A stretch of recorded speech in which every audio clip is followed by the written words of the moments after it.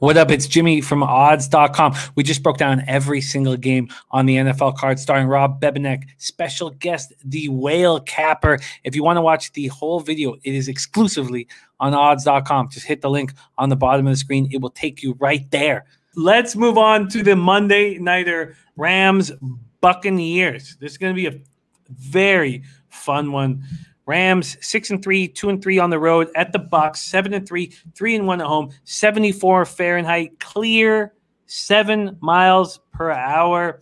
Buccaneers open as 3.5-point favorites. That's pretty much what they are. You can get a very juiced 3 if you want them.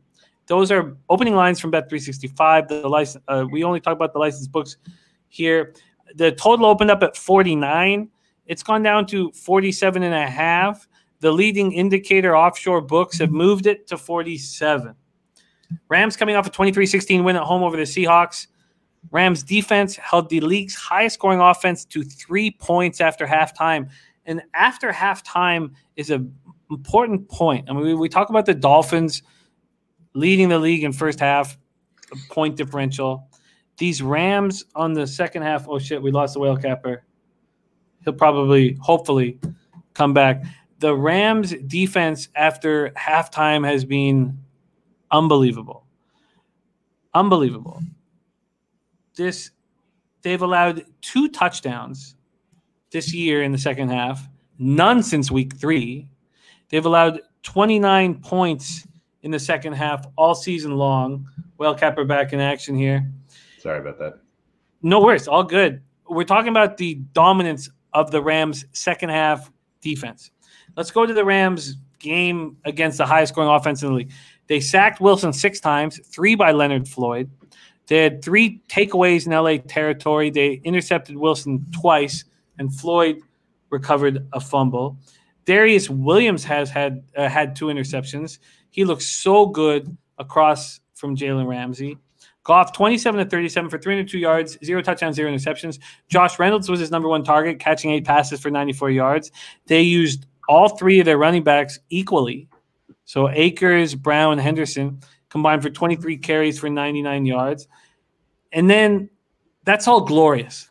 But they lose left tackle Andrew Whitworth to a knee injury in the first half. 15-year vet off the field on a cart. He played every snap this season.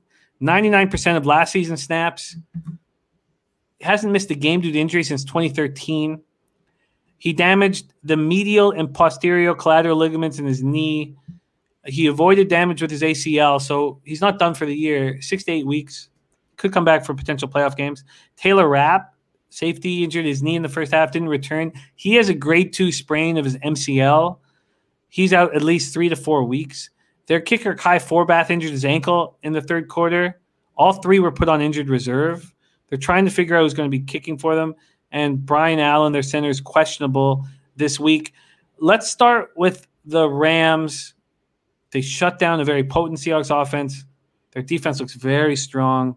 I know you're in the LA area, Whale Capper. Let's start with the Rams. Monday Nighter, take it away. All the credit in the world to them last week for taking it to the Seahawks. That was a very, very impressive win. I saw a couple of these comments and strong agree. Rams clearly the number 1 defense in the NFL right now. I don't think it's close. Aaron Donald clearly the best defensive player in the NFL right now, and I don't think it's close. That gives them a chance against the Bucs. I mean, if there's one thing that we learned from Sunday 2 Sundays ago, if you can pressure Brady up the middle, doesn't matter if he's 25, it's undefeated in the Super Bowl, or if he's 43 and in his 20th season. If you pressure him up the middle, he is squirrely, he's inaccurate, he doesn't go through his progressions, he's not accountable he's not nearly the same quarterback. So I think it entirely comes down to, is Ali Marpet available in this game? Is he 100%? And what can they do to stop Aaron Donald from getting that interior pressure? Because that's entirely where this one breaks down. If they can put 2 hats on Donald, if they can give Brady a clean pocket to operate, they're going to pick apart this defense in the middle, deep part of the field. As good as Jalen Ramsey is, as good as they've played, some of the supporting cast has played, this is a tough spot for LA.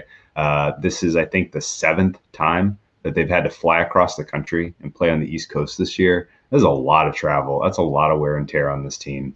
And realistically, the Andrew Whitworth injury matters a lot. Jared Goff under pressure is not the same quarterback. The Rams reshaped their entire offense this offseason so that it's a lot more short passing, a lot less frequent deep, long developing routes, a lot more quick stuff, getting the ball out of his hands quickly. That's helped him kind of recover some of his stronger play. And that's the kind of stuff that the Tampa Bay pass defense defends well. Like, they take chances, they play aggressive, they try to disrupt the short stuff. They're vulnerable over the top, and so I don't think necessarily Goff's going to be able to find those deep passes, especially if he's under duress. And I think this sets up pretty well for Tampa Bay to finally put together a complete performance in primetime. Their 3 primetime games have been not great. They lost to the Bears, ugly game. They gave away an easy cover against the Giants and almost lost that game. And then they get embarrassed by the Saints in primetime. And I think you heard some quotes from Bruce Arians this week. They're doing some more late practices. They're going to try to tune their bodies so that they're playing a little bit better at night.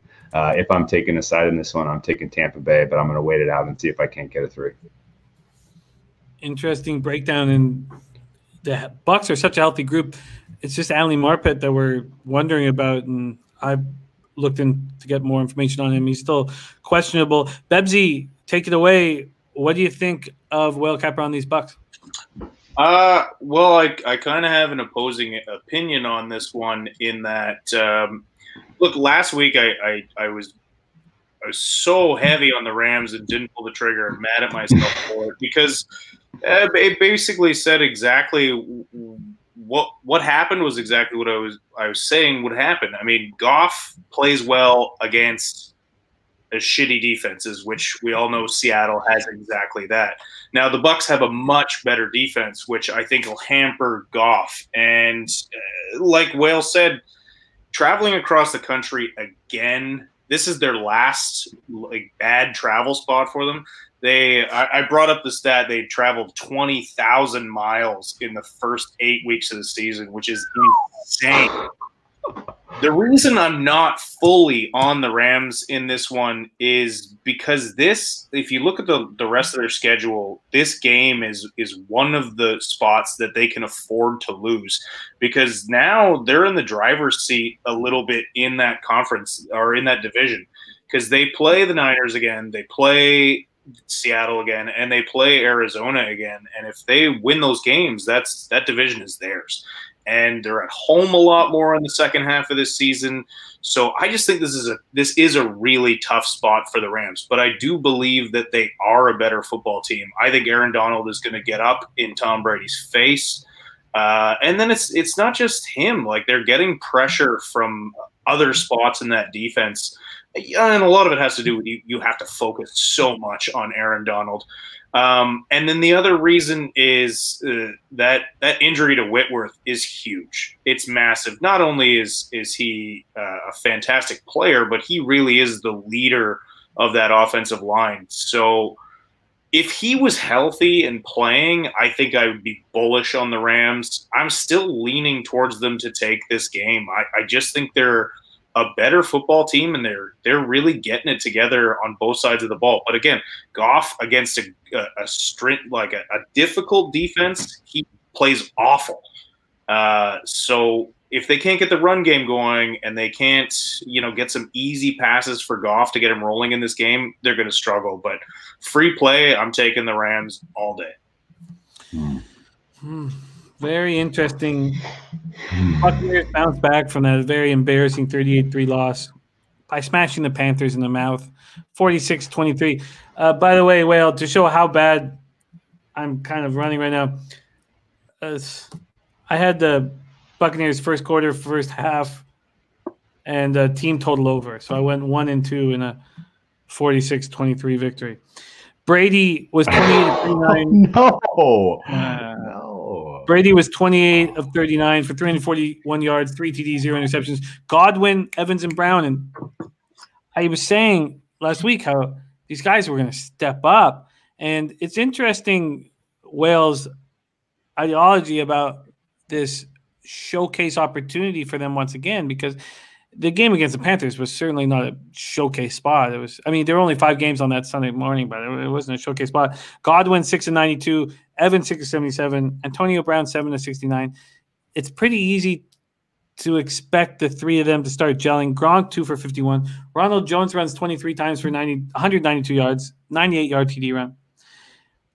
After that fumble, the Ronald Jones fumble, where Arians, who's very there's so many different angles I could go at, but when a player makes a mistake for Arians, generally he just pulls him off, and he acts like a drunken father.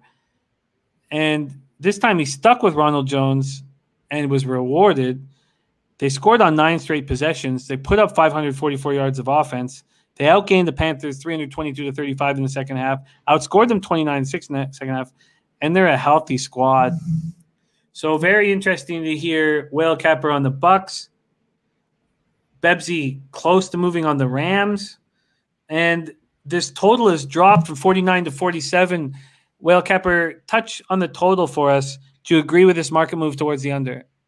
I don't think this is an under game at all. I might be biased by last year's Bucks-Rams game. If you don't remember, there were 95 points scored in that one. And it's tough for me to say you go from Jameis Winston to Tom Brady and you add a couple of pieces in the passing game for the Bucks, and you're going to somehow expect this to be a defensive battle here. But yeah, but the injuries clearly do lend this to be lower than average. So I think fair price is 50-51. I was surprised to see it go down. If I don't get Tampa Bay and the 3 here, I'm probably going to end up playing the over. Bebsie, any thoughts on this over this move to 47? Pretty hard to argue with that logic. Yeah, it screams over. The only way, the only way I can see it not getting there is if the Rams' offensive line collapses without Whitworth, and then Goff struggles. That's the only way you're not hitting this over. Yeah, you need 48 points from Tampa.